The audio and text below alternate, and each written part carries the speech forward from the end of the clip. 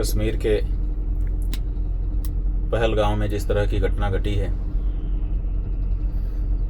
वो सामान्य घटना नहीं। पहली बात जो है वो ये है, जो हमारे देश के बड़े बड़े नेता समय समय पर कहते रहते हैं कि आतंकवाद का कोई धर्म नहीं होता। इस घटना ने ये प्रमाणित कर दिया है। नेतागण,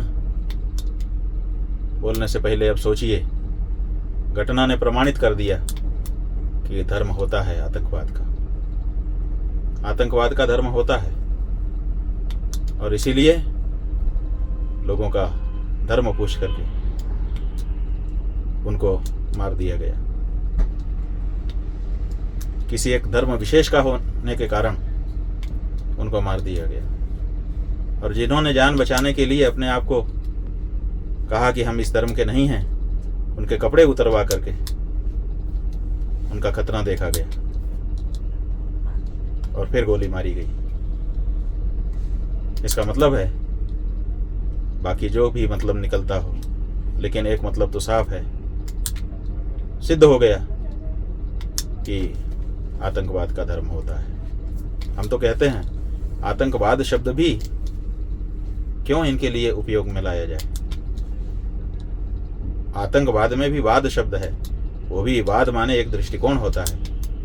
ये कोई दृष्टिकोण नहीं है, ये तो वहशीपना है, राक्षसीपन है। इनको राक्षस कहना शुरू करना चाहिए। और जिन लोगों ने ये कहा था कि कश्मीर में हमने ये कर दिया है, वो कर दिया है, आइए स्वर्ग की वादियों का आनंद उठाइए।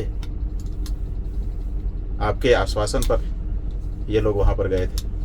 आपको भी विचार करने की आवश्यकता है कि आप कहाँ चूक रहे हैं। इस तरह से जो लोग वहाँ के लोगों को रोजगार देने के लिए गए हुए हैं, उनके साथ इस तरह की नृशंस घटना करना राक्षस के अलावा कोई दूसरा नहीं कर सकता।